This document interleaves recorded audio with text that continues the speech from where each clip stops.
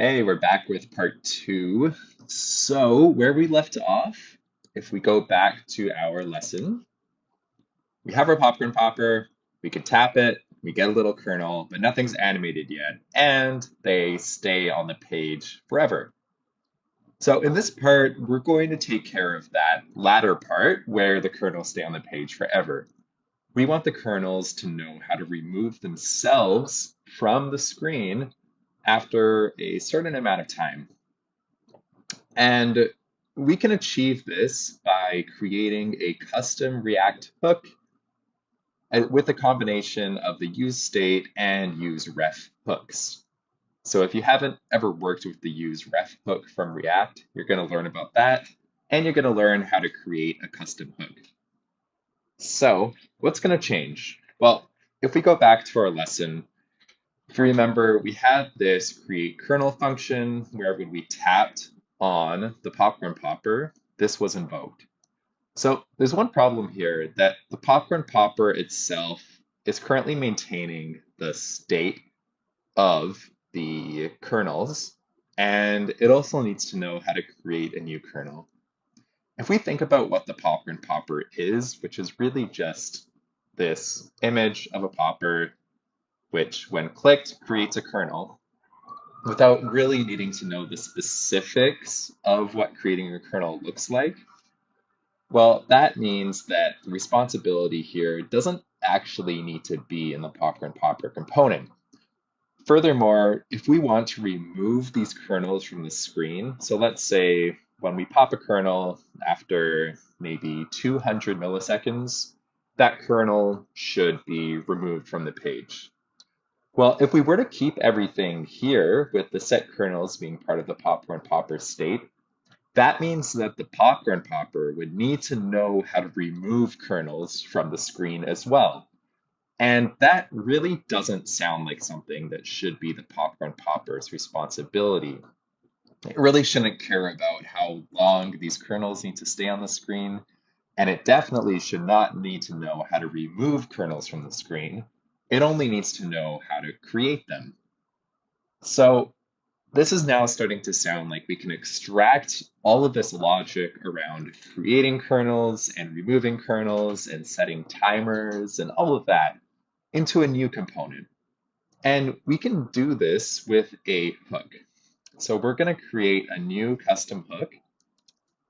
And this hook is going to give us two functions that the popcorn popper cares about. Because if, let's say, for the sake of example, I'm going to comment out all the code that we wrote here. And as you can see, only two things are a problem now, right? We need this create kernel function, and we need to know what the kernels in the state are. So we can make our new hook provide both of those. So we're going to use the destructure pattern to give us the create kernel and the kernels property. And this is going to be our new custom hook. And let's call this use kernel controller. The reason I'm using the controller name here is because this hook is going to be responsible for kind of keeping track of the kernels we're creating. It needs to know how to remove the kernels, and it's also going to be responsible for all the timings. So that to me sounds like a controller, or it's kind of orchestrating all of this, but let's just use controller for the demo. So just like we've been doing before, this is going to complain now because use kernel controller does not exist, but we can create that. Also, I want to point out that I'm creating all of these components and types and hooks all in the same file. You normally wouldn't want to do this. You would want to create separate directories for your components and hooks and separate everything out a little bit more nicely. Just for the sake of the lesson, we're not doing that, but I can show you what the structure looks like in the final demo popper, where everything is separated out a little bit more. But for now, we're going to create our use kernel controller component. And just to get this working as it did before, let's have it do the exact same thing as the popcorn popper component. So this will have the state, it's going to have this create kernel function, and it's just going to return kernels and create kernel. And what's kind of interesting here too is now the set kernels property is scoped to the use kernel controller. That means that any component that wants to use this hook is not able to explicitly set kernels in the state. This is all going to be handled now through this create kernel function. And that'll be particularly nice when this function also needs to set up timings and hooks to remove the kernel from the page. So if we look back at our original component, this all is compiling now. There's no linting errors. And this should do the exact same thing as before. So if I click, we get our kernel, right? Great. So now we need to actually remove these kernels from the page after a certain amount of time. And we're going to do this by setting a timeout. So when a kernel is created, we want to also set up a function to remove that kernel. So we're just going to invoke this remove kernel. And the kernel we're going to remove, or the ID of the kernel we're going to remove, is that new kernel, right? And we want to give this some kind of timeout. Let's just call this kernel timeout milliseconds. So just like we've been doing this entire lesson, now we have two new things that we need to define. We need to define our remove kernel function. Let's just do that now. Remove kernel. That's going to take a kernel ID and it's going to do something. But for now, let's just say removing kernel ID. And we also need to define our kernel timeout milliseconds. So let's do that at the very top here. We could even define this outside of the component itself, since this is just a constant value. And we don't need this to be part of the re-rendering logic whatsoever. Well, I'm just going to do that. So let's do kernel timeout milliseconds, and let's give this 250 for now. But of course, we can tweak this as we work through and see how it looks, especially with the animations later on. So how do we remove these kernels? Well, the sort of naive approach would be that we just call set kernels here, right? And the new kernels is going to be kernels.filter kernel.id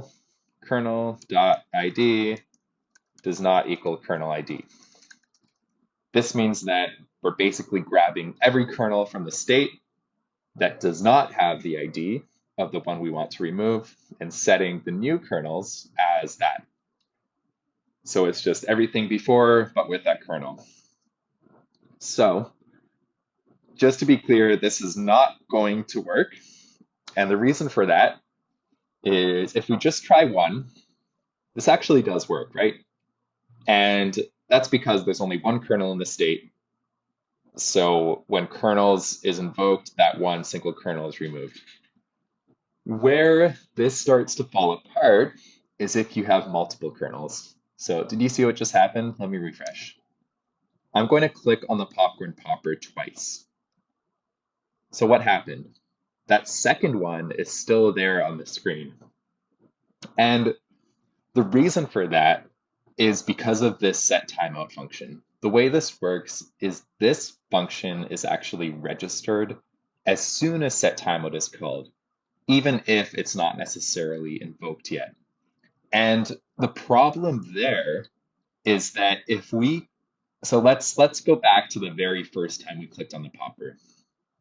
We click on the popper and remove kernel is then registered to be called with whatever kernels was in the state. The problem is that it's going to use the old value of kernels in the state at that time because state variables are not remembered across re-renders.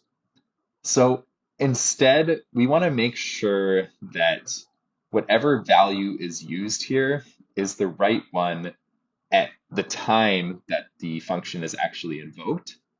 And we can do that with the useRef hook. And that's another hook from React. If you've never worked with useRef, it's just a way to keep track of a value that can stay the same across re-renders. So the way we're going to define that is kernel's ref equals useRef, and that's going to be kernels, right? So this gives us a reference to that state variable. And this part's a little bit of a hack, but what we want to do is after every single re-render, we want to set the value of kernel's ref to whatever that component just re-rendered with. And then the other part we need to change is in the remove kernel function, instead of looking at the current value of kernels in the state, we want to look at kernel's ref.current. So this should fix all our issues. If I now click on this once, that still works as before. But if I click on this twice, or if I click on it 3 times, everything is removed.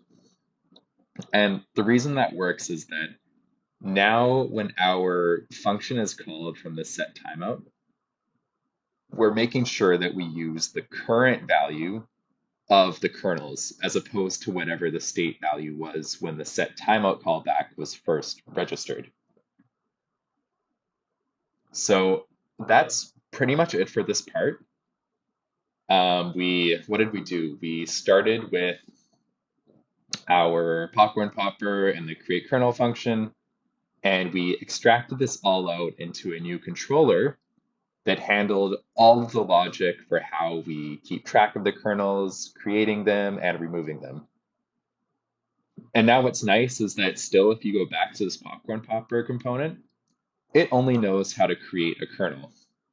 Everything to do with removing the kernels, how long the kernels should stay before they're removed, that's all handled now by the use kernel controller hook.